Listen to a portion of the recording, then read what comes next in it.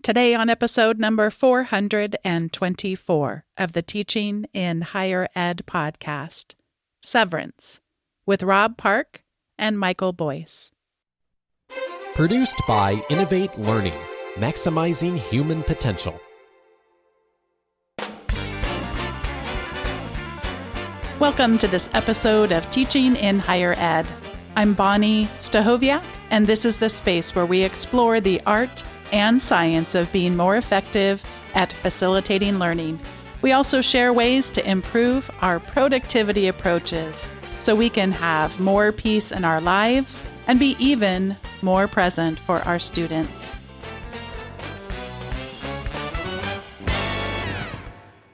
I'm excited for two very special guests to be joining me for today's episode.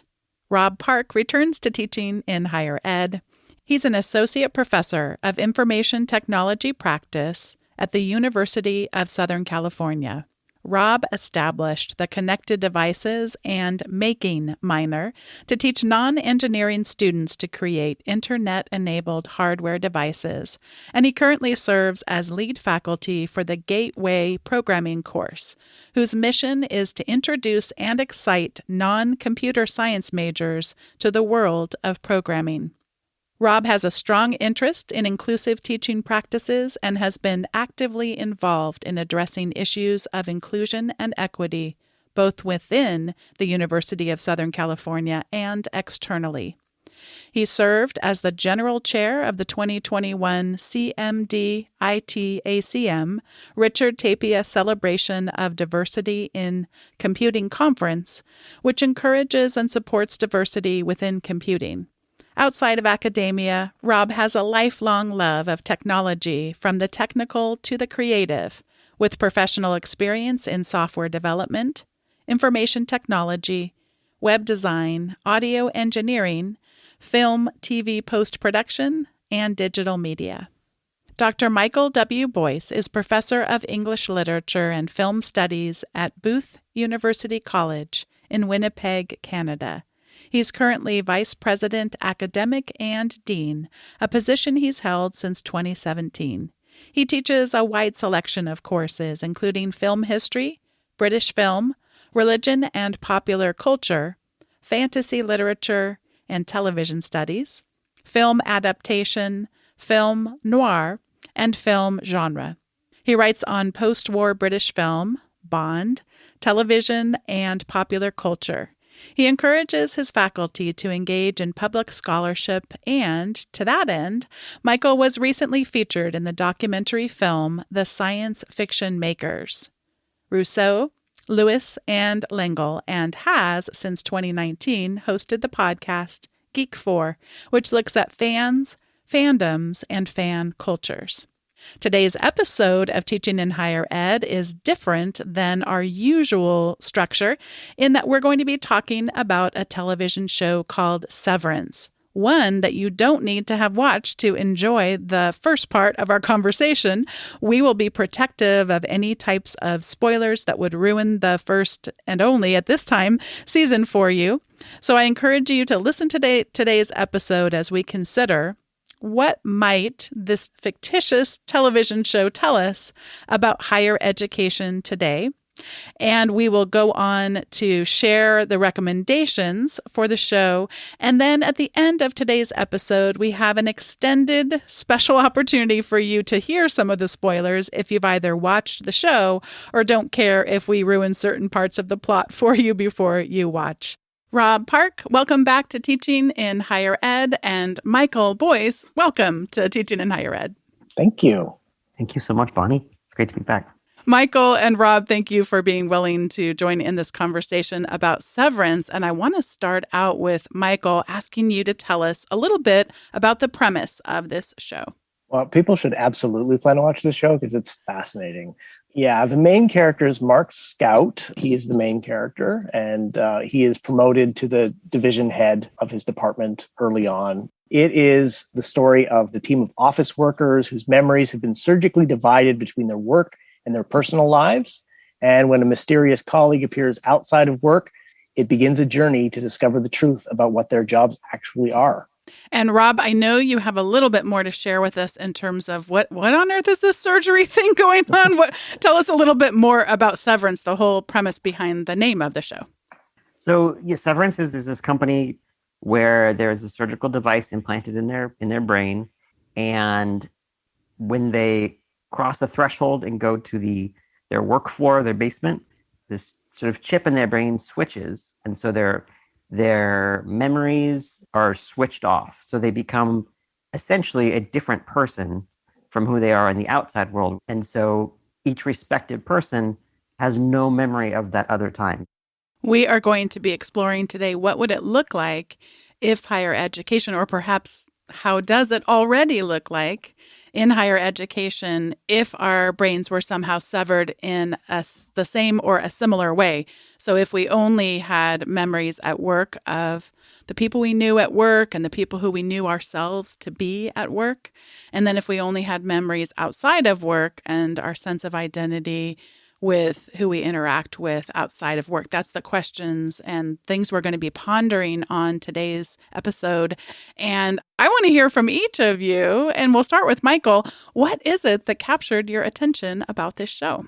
Well, I had heard about this show, but it was your invitation to watch it and to come on the podcast. So I was kind of watching it with the framework that you'd mentioned, academics, and just thinking of that separation of our personal lives and professional lives, because that's something actually personally that I've kind of struggled with over the years, and have kind of made a conscious choice to be, I think, reasonably, appropriately more open with my students in order to encourage them to bring up things that might be affecting their work. I think we all have students who disappear and don't let us know what's going on in their lives, and then come back when the grades are in and say, oh yeah, I had this problem. And, if you come to me early, I can help you. If you come to me late, I can't, I'm a little bit limited.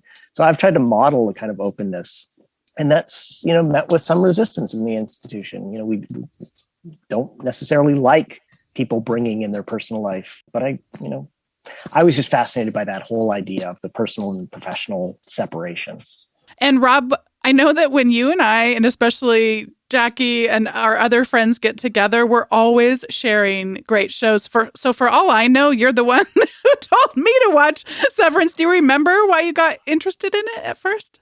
So I like sci-fi shows in general and high concept shows. So I love the Westworld. And so I was intrigued by the premise, just by the trailer, but then watching the show during the pandemic and experiencing our institutions in a way and changing work culture, the sort of depth of the concept became more interesting to me even than the tech conceit of it. It was more kind of like, oh my gosh, this is playing out in some ways in our world. So I think that's what kind of hooked me, or kept me interested actually afterward. Yeah, and I'm going to be sharing a little bit about this in the recommendation segment, but I don't tend to gravitate towards science fiction as a genre. But it really was the show's premise, this idea of we so often have this quest to have work-life balance, whatever that means. And I had a colleague and friend, Andy Stenhouse, who came on the show previously to talk about really that doesn't exist. It is not like this scale that somehow we might find a perfect balance for, but a lot of the research instead calls this work-life spillover. Our personal lives spilling over into our work lives, and our work lives spilling over into our personal lives. And he talks about the research saying that can happen in positive ways and it can happen in negative ways. So for me, as you just mentioned, Rob, the idea of this taking place in the pandemic, in a higher education context, in my own work life, in my own family life, so much of it completely resonated with me. Mm-hmm. And this is the time now in our conversation where we're going to look at the question. This is the whole premise for today's episode, which is, what if higher education had severance as a procedure available to people? Or are there ways in which higher education as a system already makes attempts to sever us in some ways? And Rob, I know you have some thoughts on this as it relates to work-life balance. Yeah, and I really quick just wanted to add, for case anyone's turned off, this is not a sci-fi show. I think I was intrigued by that concept because we described the surgical device, but it is really not. That's just the thing that happens. So if you're like, I don't watch sci-fi shows, it's not my thing. This is not. If you just accept that there's this chip, then the rest of the show is quite fascinating and doesn't really involve what might be sci-fi. So just a disclaimer in case anyone was turned off. I think the work-life balance is really a fascinating thing in higher ed. I know that I don't have a very good boundaries, and I do try very hard. And so, in one sense, there's something, if you dismiss the rest of the show, there's something sort of on the surface level attractive about this hard firewall boundary between like your work time and your lifetime. I think, especially as academics, for many of us, work on weekends and work on at night and seem to just answer emails and all the time and being expected to then respond all the time. And so having that hard boundary seems like, oh, that could be really great.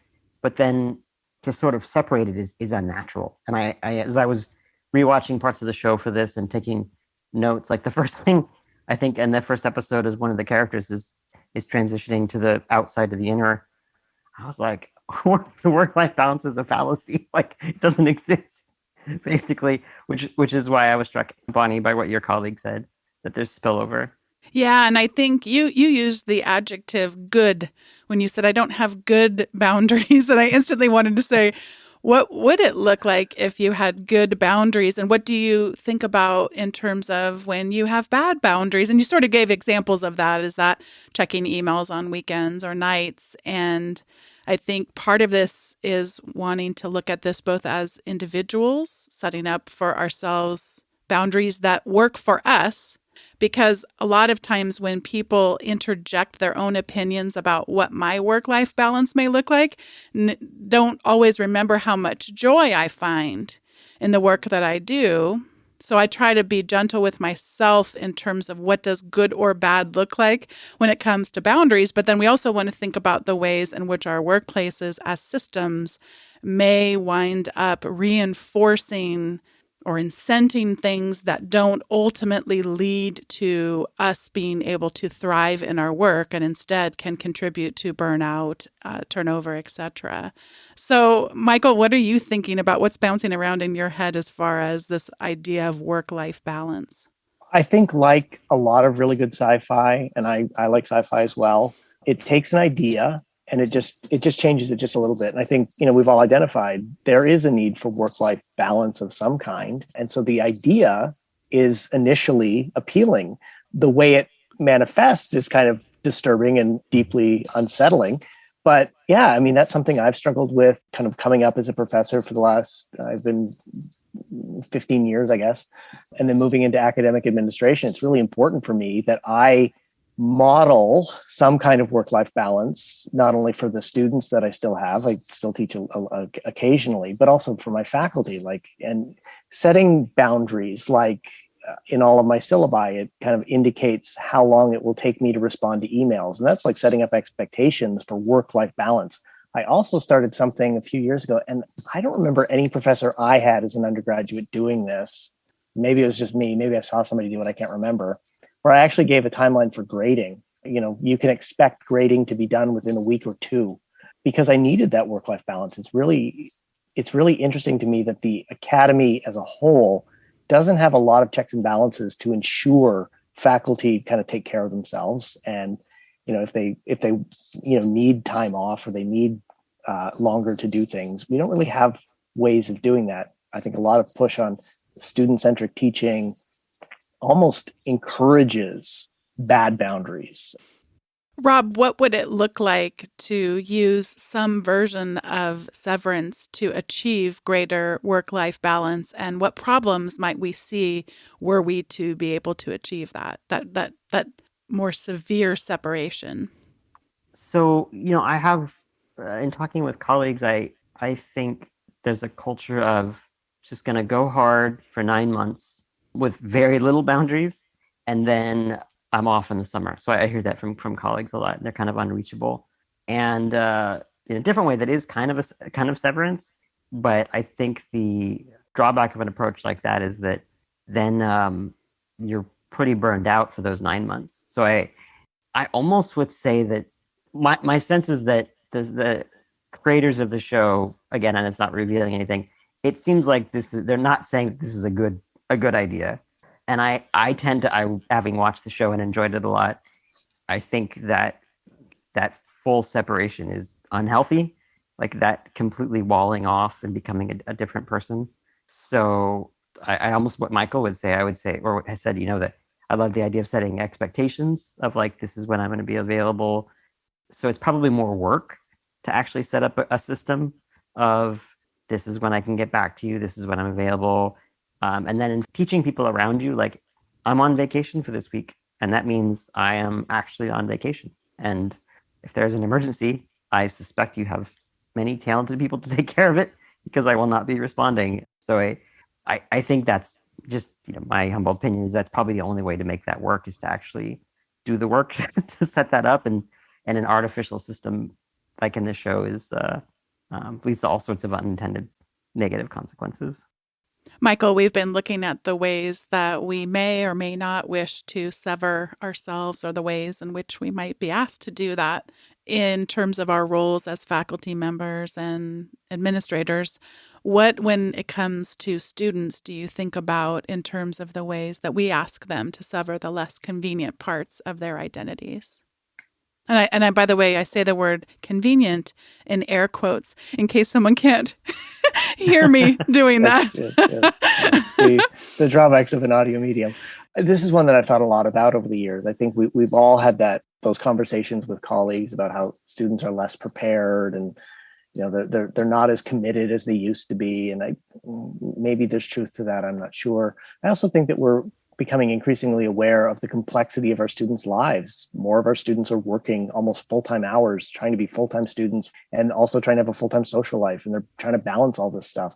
I just think, especially during pandemic, I just saw so many examples of students who were dealing with things that I could never have imagined dealing with as an undergraduate student. And I found myself increasingly compassionate. And, I definitely have those conversations with faculty members who are like, well, maybe they're abusing the system. And I'm like, well, if they are, then, I would rather err on the side of compassion at this point than kind of punitively treat students who are maybe trying to get a workaround for something.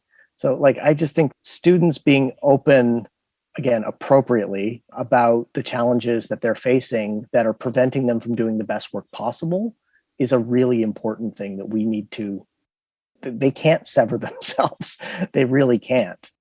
You talking about that transparency reminds me of when Tracy Addy was on the show, and she talked about this survey that they've been not only conducting, but actually doing some research on, called the Who's in Class survey.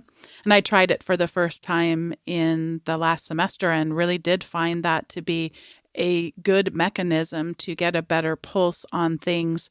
I may have known in the past, for example, when students were commuters, but there is a huge difference between I live 10 minutes down the road and I drive 2 hours, and it provided me some nuance that I hadn't had in the past.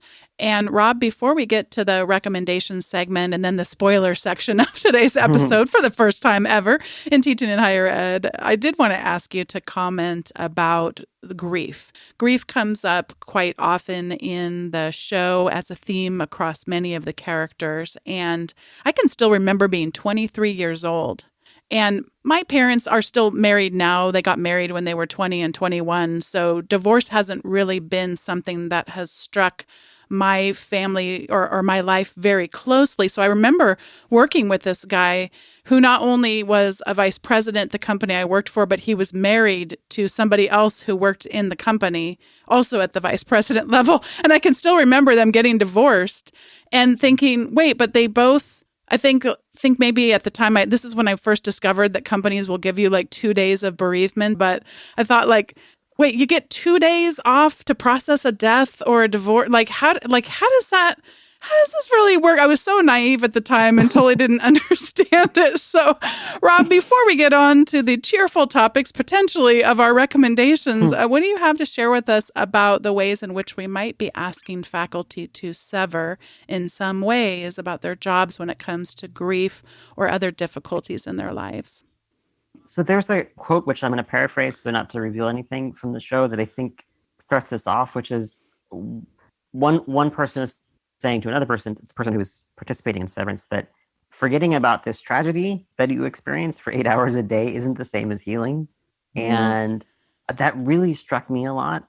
And it ties into like, how are you doing? And many of the times we just expect oh, I'm fine, which cuts off the door of all of this.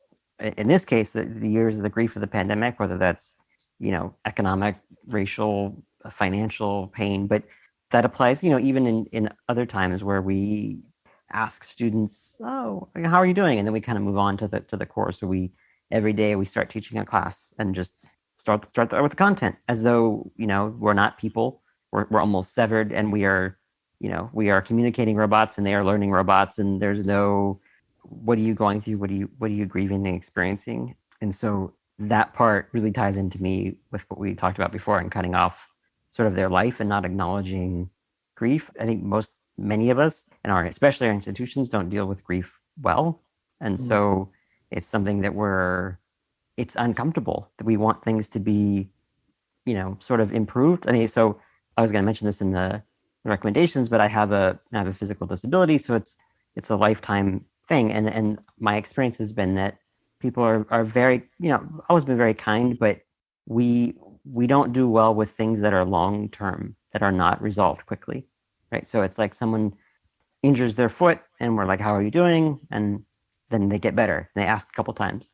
But with grief or something chronic, it's especially with the loss of a partner or a friend or something, that's not resolved in a week. That's not resolved in a month, even a year. And so we're not able to, I think we just, I want to put myself too, we don't know how to kind of consistently be present for people, to just sort of sit with them when tragedy has happened and there's nothing to say, but to be a presence, and then to check on them in a month and just say, how you doing? And then in 6 months, right, we've all sort of moved on. And so I experienced that institutionally.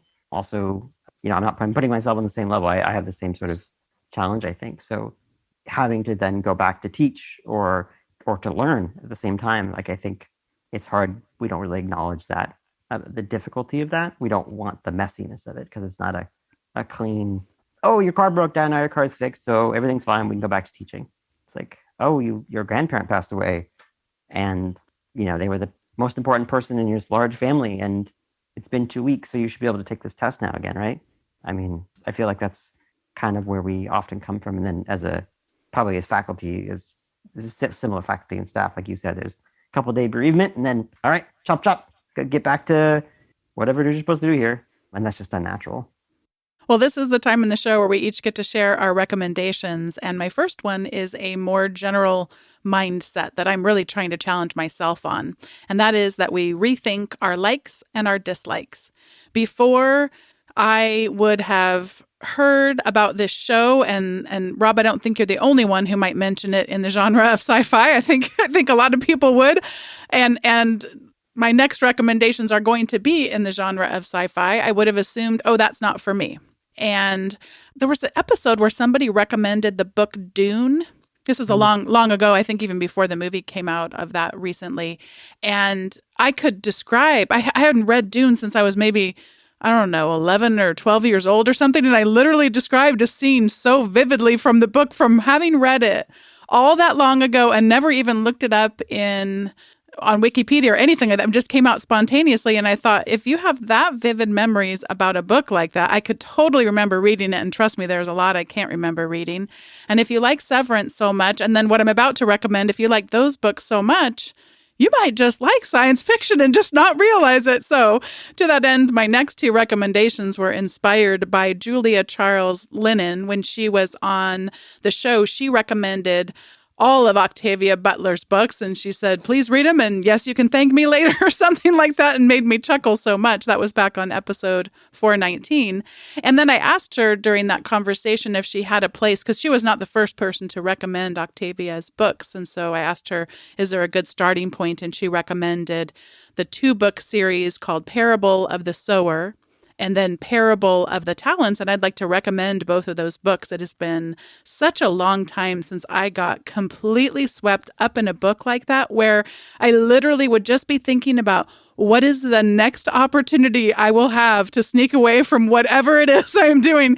It consumed so much of my imagination. Part of the time we were actually on a short vacation as a family. And so that was really fun. Dave would take the kids and I would just be sitting there like, okay, you run along now so I can finish reading the book. It completely was so good. And so those are Afrofuturism books, more specifically, and I can't recommend them enough. Just absolutely gorgeous, beautiful, thought-provoking reads. So highly recommend. And Rob, I'm going to pass it over to you now for whatever you would like to recommend. Thanks, Bonnie. I have 2 books to recommend. It's since the summer, I'm trying to catch up on the reading or listening rather to audiobooks that I don't get to do. So forgive me if I mispronounced the authors' names, but the 2 that I really enjoyed recently were A Thousand Ships by Natalie Haynes. It's basically a retelling of the Trojan War from like an all-female perspective. So it's kind of encompasses the Iliad and the Odyssey and a bunch of other classical plays that I wasn't familiar with.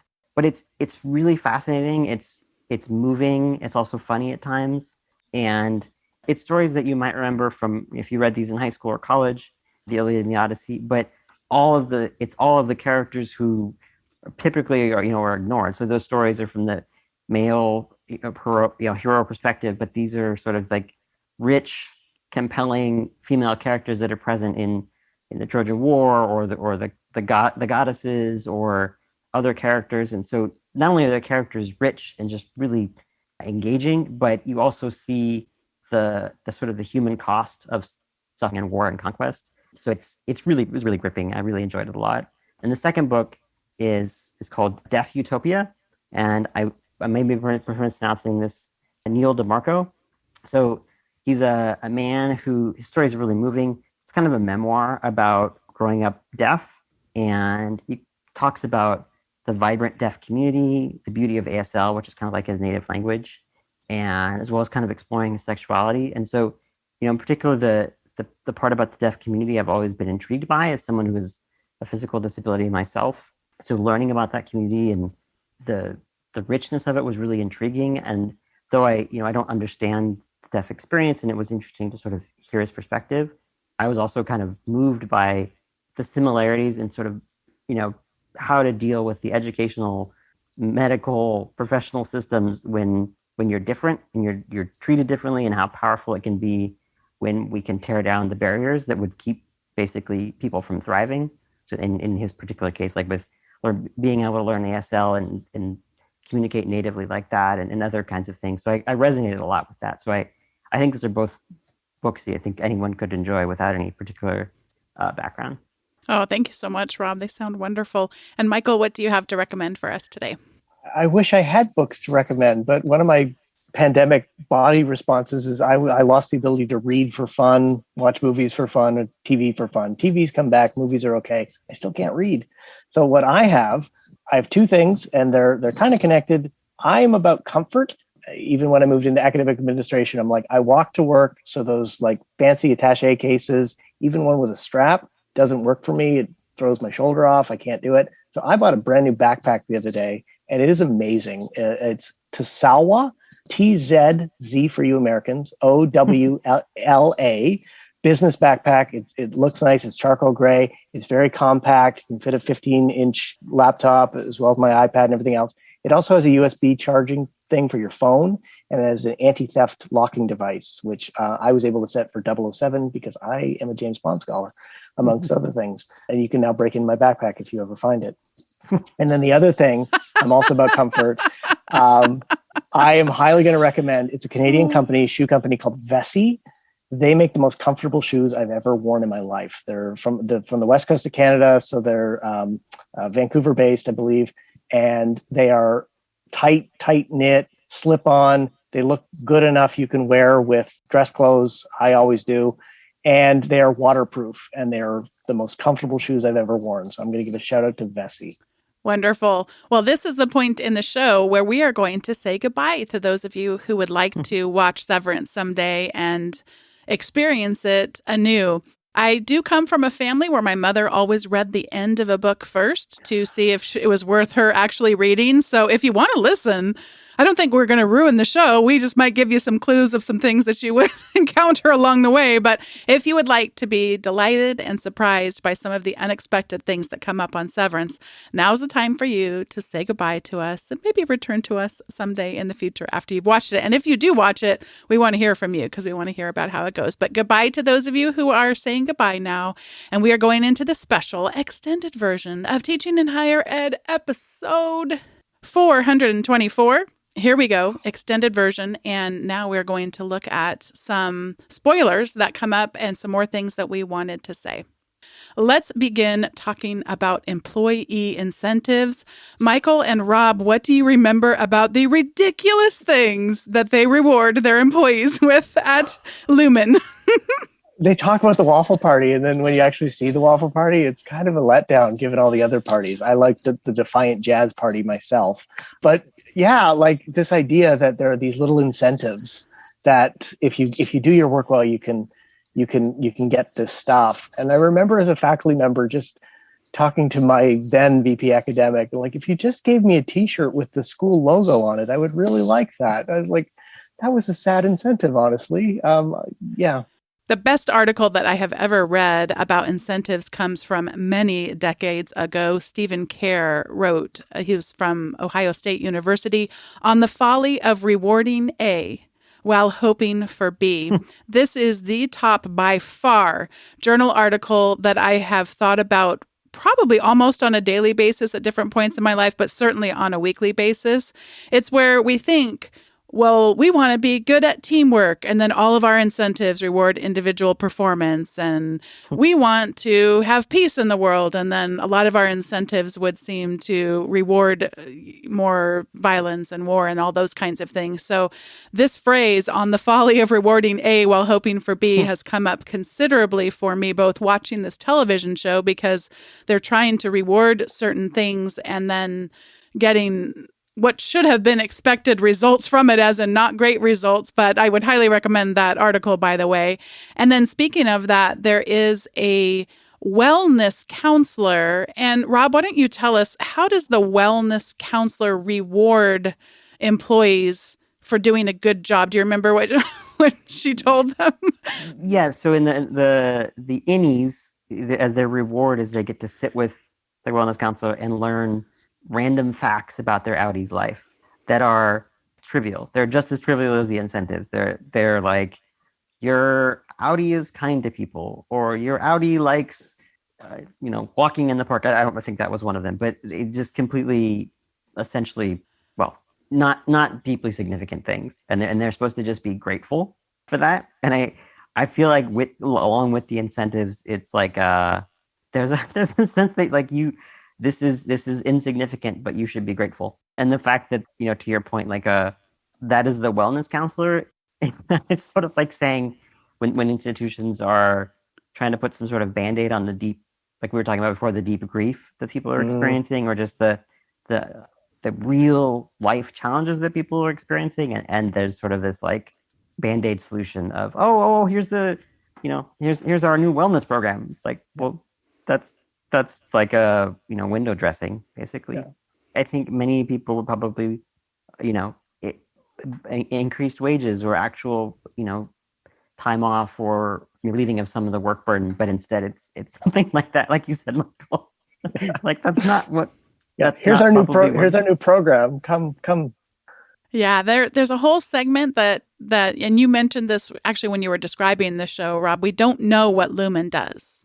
Mm-hmm. And it sounded like you may have a theory, or maybe, I'm sure probably others have theories too, but you don't know what Lumen does, and we also don't know what the different departments do. So there's the macro data refinement, what on earth, and then there's the numbers that make you sad that they're looking for in Mark's and Helly's department. So the whole idea of not knowing what the organization does, what its aims are, what its purpose are, and then not knowing what individual departments do, yet having this conflict that gets manufactured to keep people more in line. So any thoughts that you have about those two themes, the fights between the departments or the not understanding what on earth does this company exist for?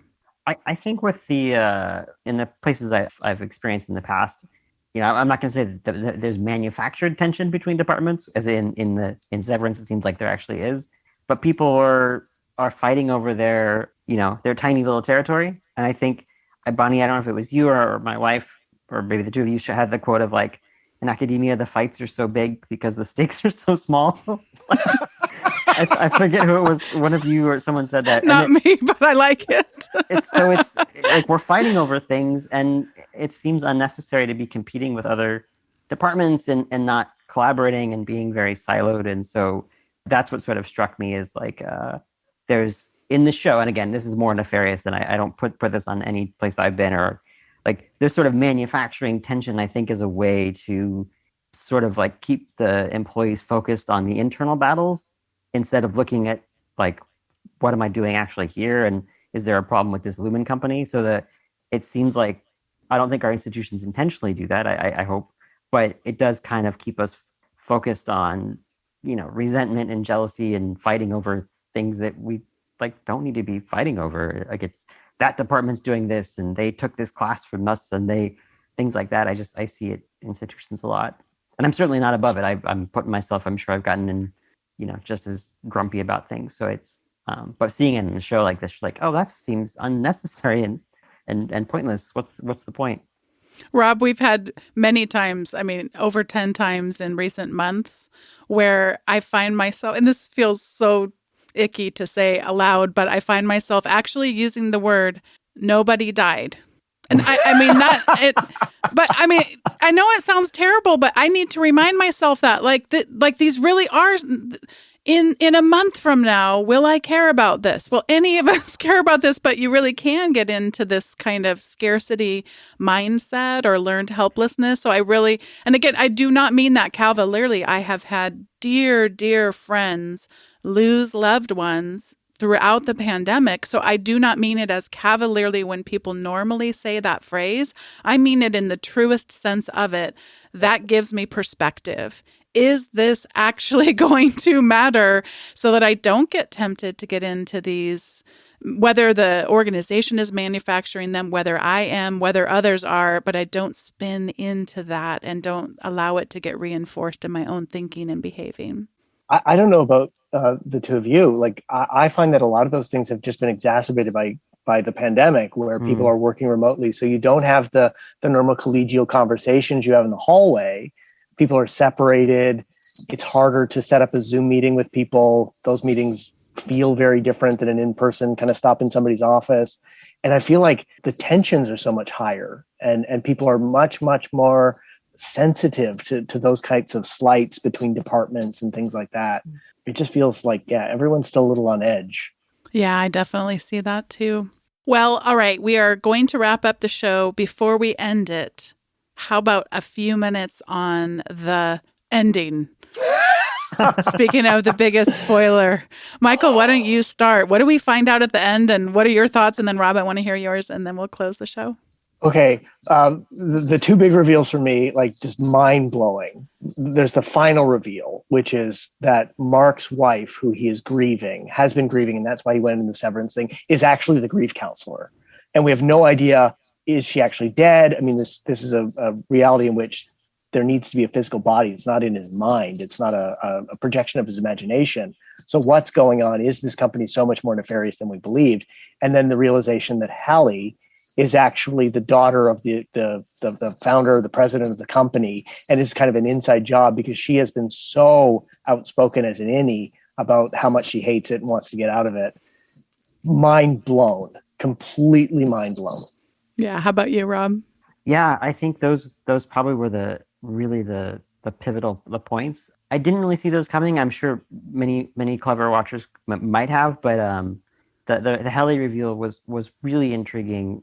I'm very curious about what that means, for the next season. I also, more of a minor reveal. I think I was watching most of the show trying to figure out, like, was his neighbor, Mrs. Selvig, like, was she aware that she was severed? And so she's sort of spying on him, which is a question I have. And then is he sort of a distinct special employee that she's spying on because they're trying to watch? It seems like there's something about his wife, like I don't know if it's part of a program or for some reason that she's trying to track Mrs. Selvig, or Cobell's trying to track him to see if he remembers. And so there seems to be something intriguing about that. And then I think Irving's sort of that heartbreaking where he sees, Christopher Walken, Bert, and Bert is like has a partner out in the outside world. And I think that's sets up such a rich future season, right? Whereas this character who he, kind of had an attraction to or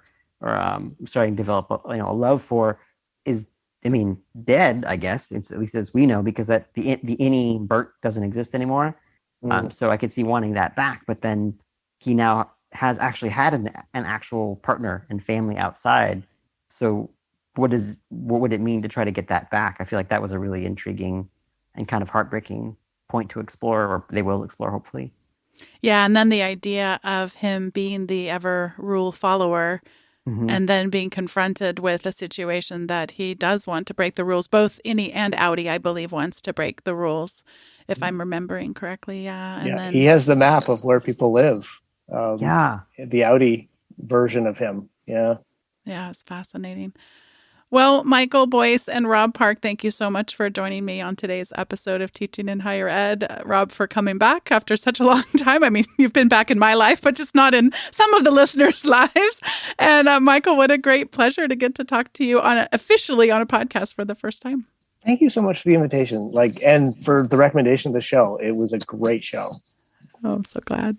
Yeah, Bonnie, I was honored to pop back in. So thank you so much. I'm always happy to chat with you. What an absolute blast it was to talk with Rob Parke and Michael Boyce for today's show. Today's episode was produced by me, Bonnie Stachowiak, and was edited by the ever-talented Andrew Kroger. Podcast production support was provided by a wonderful English teacher, Sierra Smith. These podcast episodes are just one resource from Teaching in Higher Ed. If you'd like to receive our weekly email updates, you can subscribe at teachinginhighered.com/subscribe. And in those once weekly emails, you'll receive the show notes from the most recent episode, along with all the great recommendations that came within the episode. But you'll also get bonus recommendations that don't show up on the show, related episodes, and some other goodies. Thanks so much for listening, and we'll see you next time.